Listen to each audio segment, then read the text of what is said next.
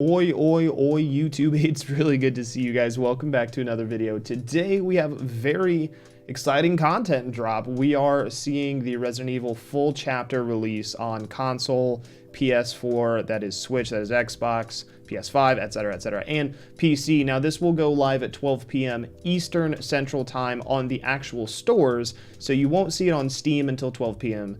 Eastern. You won't see it on like the Nintendo eShop, stuff like that, but you will be able to purchase stuff in-game at 11 a.m. Eastern Central Time. Now what that really means is if you buy stuff in game, you will not be able to get the Raccoon City, the Umbrella charm.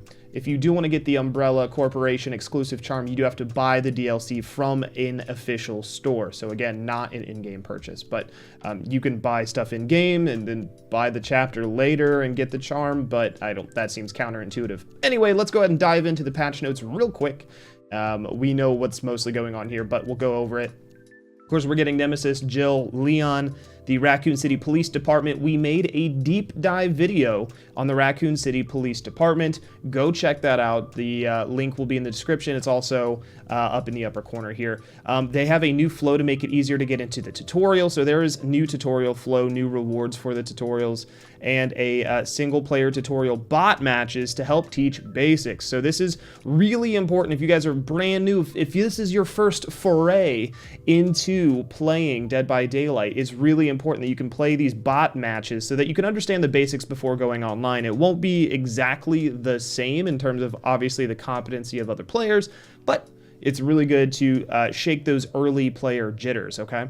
Now, new players to the game will see more descriptive tooltips in the lobby, etc. Veterans will continue to see simplified tooltips, so this is also really important, and you can change those things. The setting menu has been updated so that there are separate categories, and some legendary outfits now display portraits in the HUD, so if you're playing as like Lisa instead of Cheryl, you'll see Lisa in the portraits, okay? The Trapper is getting a visual update, so new mesh, new textures, and what's really important to know is his mask looks strange to me. He's got a little piggy snoot. Now, the 5th anniversary event, which will go live on July 1st all the way through July 15th, so not yet, we still have a few weeks, but there will be a new anniversary event pop up that will trigger the start of the event, and it'll kind of tell you everything that's happening. So be prepared on July 1st to see a little pop-up that'll tell you everything in game. That'll be nice. There are some balance changes, okay, worth noting. Demogorgon, the lifeguard whistle reduces detection range from the portal by 1 meter. Barb's glasses bonus reduced to 15% from 20%, so that's, I wish, well, you know, whatever. Black heart bonus reduced. The Vermilion webcap bonus, undetectable duration, increased to 3 seconds from 1 second. So they did buff that, which I thought 1 second was nothing, so that's good. The rat tail bonus increased to 35 from 25. Franklin's demise will no longer destroy items. Instead, it will drain charge from items over time and leave them empty. And I think this is actually very interesting. I think this is actually stronger, and they haven't even talked about this, but this is actually stronger to me because a lot of people will eventually get their items, their friends will get their items, or whatever. It's hard to keep people completely away from items, and I think that this might be a preemptive change maybe to combat keys that we'll see in the future, but we'll kind of see what happens there. Increase the duration of the perk Lucky Break to 40, 50, 60, up from 35, 40, 45. So Lucky Break was in PTB, it was nerfed, now it's buffed again. Not a fan. I think the Lucky Break change was completely unnecessary still. Readjusted maximum turn rate per frame during Blight's rush at large look angles. I don't know what this means, but we will keep an eye on Twitter to see any insane Blight plays, and there are a plethora of bug fixes. All right, so keep this in mind. There's a lot of things to look at here, and map collisions, all right? Nemesis has been changed a little bit. Zombies respawn every 45 seconds. It was 30 seconds when destroyed by survivors. So if survivors destroy... Now survivors are more incentivized to destroy zombies. They stay gone for a long time, all right? Zombies will spend a maximum of 1.5 seconds in idle before starting to patrol. It was up to 3 seconds. This is the good news. Sometimes zombies would like go to walk at you at a gen, and they would pause in front of a gen, and then they would wait 3 seconds, and then they would start walking again. and they would get, it was a little weird. So this is nice. They'll actually be more likely to start patrolling a little bit better. Zombie audio range extended to 6 meters. It was 5. Again, I don't know that 1 meter is going to be that big a difference. Zombies now shrink their collision when blinded, allowing survivors to move past them. So zombies won't be able to, if you have a flashlight or a flashbang, zombies won't be able to just like block you in a hallway. So you'll be able to kind of move past them in hallways and things like that. This is a big deal, so big hurrah there. Hitting a contaminated survivor with the tentacle strike increases mutation rate the same amount as hitting a zombie. This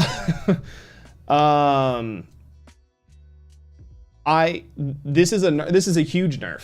This is already, in my mind, I don't want to blow the whistle, but the way I'm reading this is it used to take 15 hits, like you had to consume 15 zombies to be able to get your mutation rate up. What this is reading as like it takes 15 survivor hits to increase mutation rate. Am I reading that wrong? That's alarm? I don't know what that means. Does this mean that hitting a zombie gives you the same mutation as hitting a survivor and it's just written poorly? What does this mean, behavior? I don't know if this was written right, and if it was, I'm terrified. Lethal Pursuer duration increased to 7, 8, or 9 seconds, was 5, 6, 7, so Lethal Pursuer getting a buff. Hysteria triggers when healthy survivors are put into the injured state by any means. So this is really cool. All right, Hysteria is going to automatically be an insane perk, because what this means is people are going to be put, okay, so people are going to be oblivious when they're hit by a killer. Like, at all, right? That's kind of crazy. Put into the injured state is pretty crazy. That's going to give a lot of potential to killers like Pyramid Head, where I hit through a wall and then they're like, oh god, I can't see you. Where's the red? Did he stay? Did he go? It's going to be very interesting. Cooldown was reduced to 30 seconds, was 60 seconds. Yeah, that was quite lengthy. Eruption triggers when survivors enter the dying state by any means previously triggered only by basic attack. So this is no longer, I think Eruption was nerfed.